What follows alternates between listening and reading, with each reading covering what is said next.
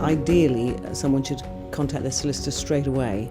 As soon as you're looking around for somewhere to buy, you're looking at estate agents' windows, of course, and looking to see what's around, and you should contact the solicitor straight away to make sure that they're in on the ground floor and know what's going on.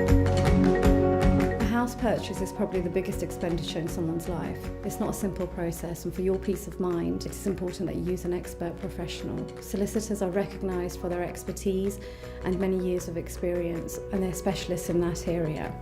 Also, if a particular individual is using a mortgage to purchase their property or redeeming a mortgage on a sale of a property, then most lenders will require that a solicitor represents them. In terms of the timescales involved with house buying and selling, we generally advise for freehold properties it can take between 6 to 10 weeks, and for leasehold it can take between 10 and 14 weeks. It's very average, and obviously there are issues that can arise that can delay, but often you can find that things go through a lot quicker, depending on how straightforward the title is and how long the local authority is taking for search results to come back, for example. We would always do a local search, which is a search with the local authority in the area in which you're buying.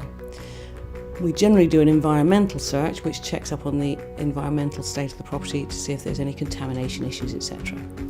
We would then do a water search, which checks on the water and the sewerage of the property to make sure that you're connected to the mains, etc. There are lots of other searches that can be undertaken, and a lot of these depend on the area in which you're buying. But one might do a coal search, or a tin mining search, a Cheshire brine search. There are various ones. Your solicitor will advise you on that at the time. Conveyancing should not be a mysterious dark art. More than anything, we advise on the processes that we follow.